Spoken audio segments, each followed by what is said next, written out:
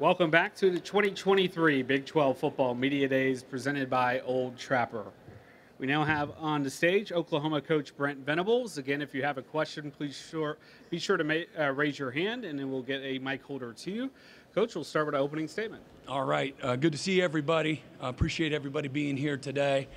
And just 2023, incredibly excited about this season, about our team. I'd like to recognize our players that are here. Dylan Gabriel, Drake Stoops, Jonah Lalulu, and Danny Stutzman. Three incredible young men that are all about all the right stuff. And so thankful to be here with them here today and to be in front of y'all. The last year in the Big 12 Conference, and having, most of you know my background. I played at Kansas State as the former Big 8 and had the good fortune to coach in the very first Big 12 game in the conference history, Kansas State versus Texas Tech. Zebby Lethridge and Byron Hanspard and the great Spike Dykes. And what an amazing time it's been, in this conference. And all of my opportunities in my life that I have here as a coach, have all come from, this conference. The Big 8, the Big 12, the coaches, the great mentors that I've had, and all the amazing players that have helped me have a career of success. So incredibly thankful, for, this conference and what it's meant. And as we all know, this is a conference that takes a backseat to nobody. Incredibly exciting, having the new 4 teams, Central Florida, Cincinnati, BYU, and Houston. Great coaches, great teams, great history and tradition that these teams will bring into this program. And I just want to say I appreciate our commissioner for his leadership. The Big 12 is in great hands under his directorship, and what he's doing for this conference. There's no doubt that the best is still yet to come for this conference.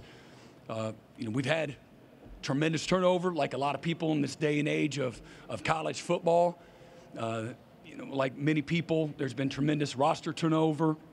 We desire a roster of stability and consistency. I think that's what lends to success and sustainability.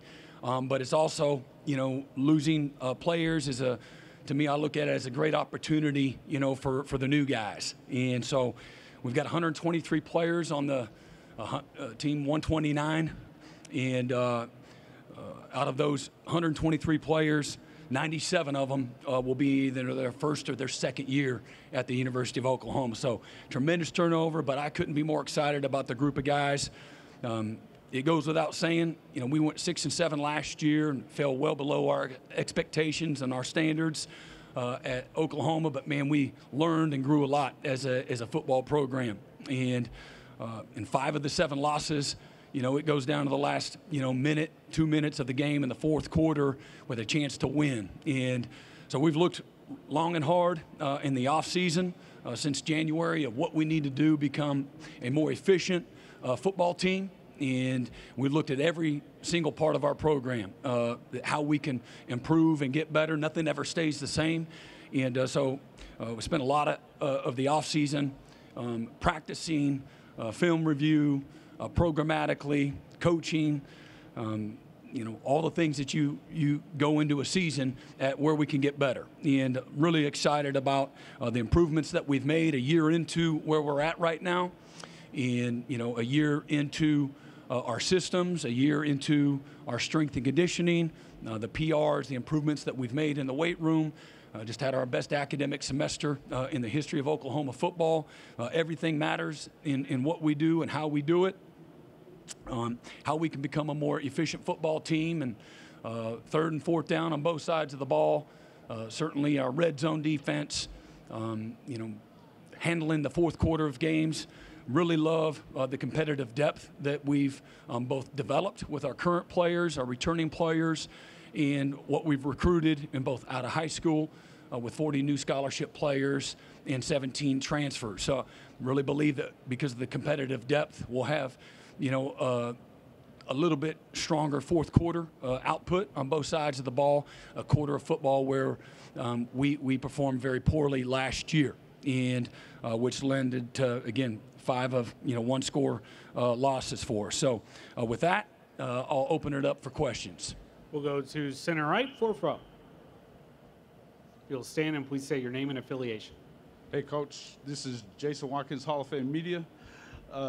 You alluded to the difficulty on defense last season, 123rd out of 131. How much is the transfer class going to really be the key to this season, turning that around for you?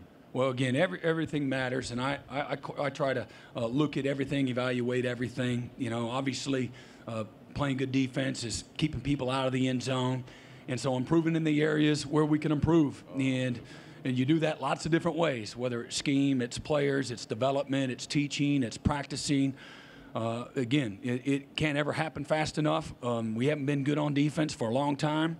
But everywhere I've been, it's been a rebuilding process to some degree. And we got a lot of work to do, but I got a lot of faith in both our players, our staff, and certainly how we do what we do in our developmental processes. But there's no area on defense. We led the Big 12 in interceptions. We led the Big 12 in tackles for loss. So what's that do for you? Those are building blocks, things that you can build from. Scoring defense, I think we're in the 90s. That's where it starts, keeping people out of the end zone, becoming a better red zone defense, stopping people. We were, really poor, stopping people in the run game. I think leading the country last year, you got to be around 2.4 yards a carry, and we were at 4.4 yards a carry. So how do we shave off, a couple of yards? A couple of yards is a lot. I get it. I know what that looks like.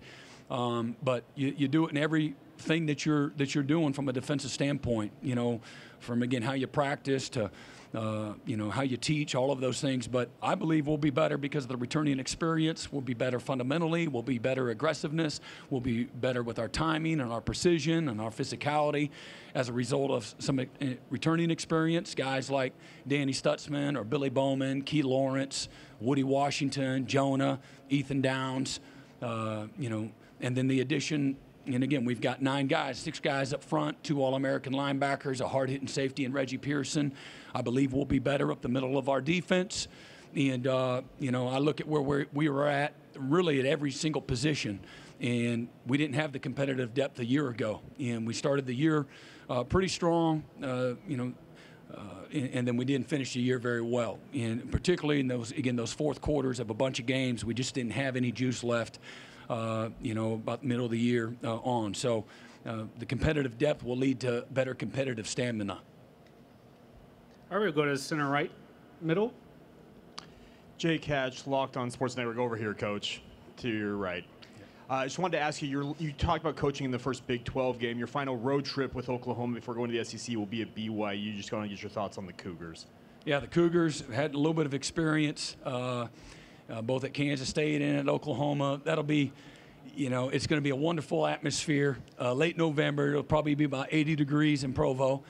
And, it's going to be a wonderful atmosphere. Again, incredible fan base. There's not going to be an empty seat in the house.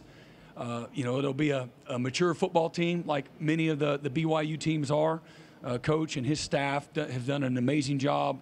It's an established program of culture and toughness, and you're going to have to go earn victory. They're not going to give you anything.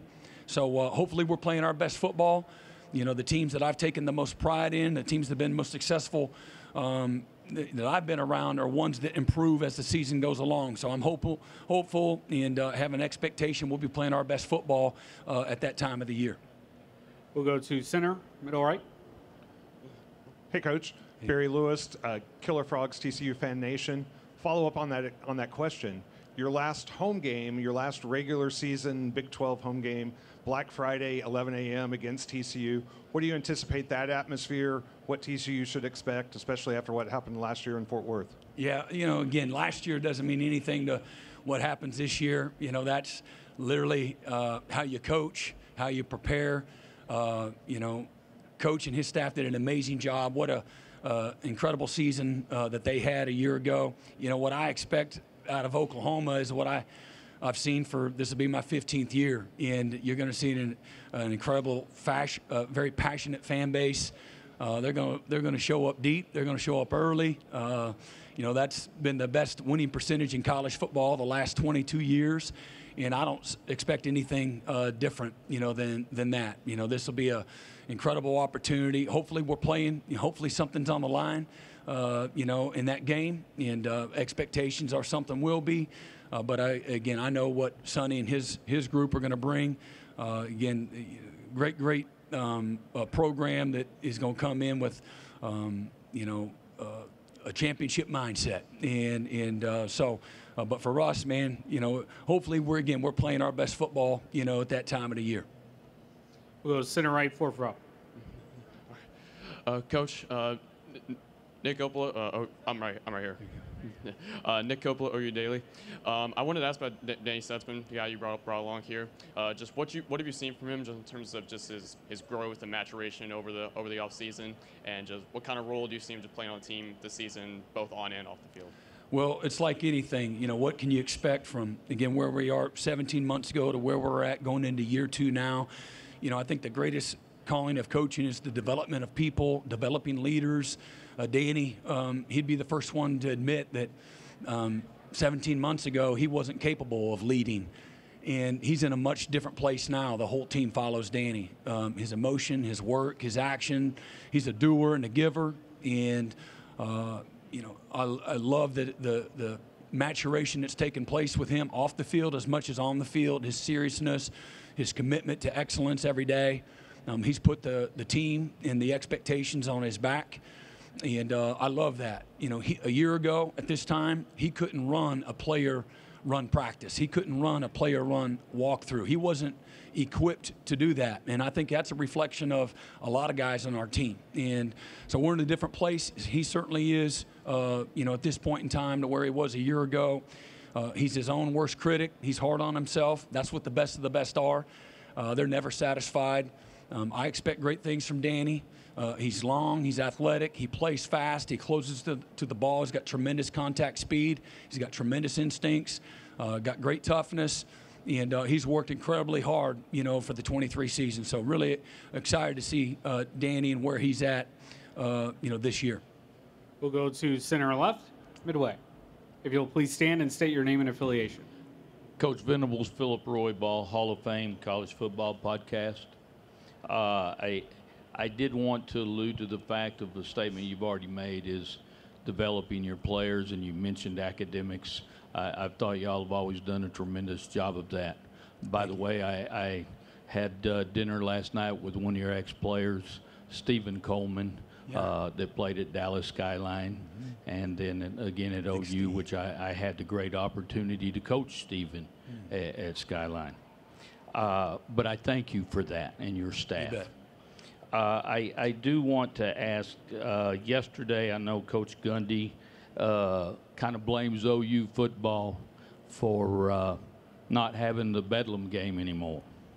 My question to you is, would Oklahoma consider playing that in a non-conference game, which I think as media and fans, we would love to see that rivalry continued, because rivalries are so big in college football.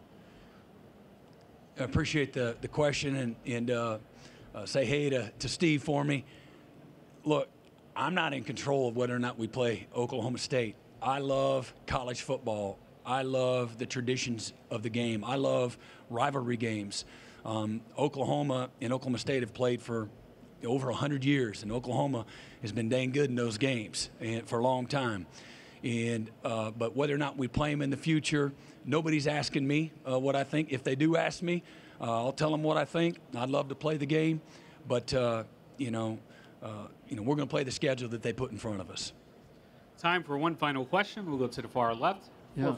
Kurt Bowles from the Austin American-Statesman. Hey, Kurt. Hey, Brent. What is the steepest part of the learning curve in becoming a head coach? And has Bob Stoops reminded you of how he did in his second year at OU? I've got good revisionist memory. I remember what that year was what it was like. But it's everything, Kurt. It really is. Looking at overall efficiency, I think is probably the biggest thing for me. Willing to listen. Sometimes, willing to listen to your players. certainly listen to your staff, take it all in. Ultimately, you have to make decisions on all of it, but being a better listener, looking at the efficiency, how you do what you do, and then what you do.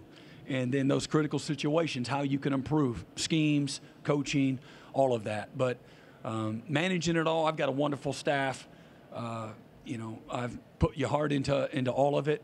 And if we're successful, it's because of all of us, as a staff and certainly as a program, our players. When you're not successful, it all the rests right at your seat. So heavy is the crown. But I embrace that. I've always put a lot on myself. So a lot of learning and growing and reflecting and again, really expect come back this year and learn from those mistakes. You learn a lot through failure, as we all talk about a lot in dealing with sports, and it teaches you a lot. And but if you're made of the right stuff, winners respond. Winners come back a better version of themselves. Winners go right back at it. And that's exactly what we're going to do. Coach, thank you for your time. All right, appreciate it. Thank you.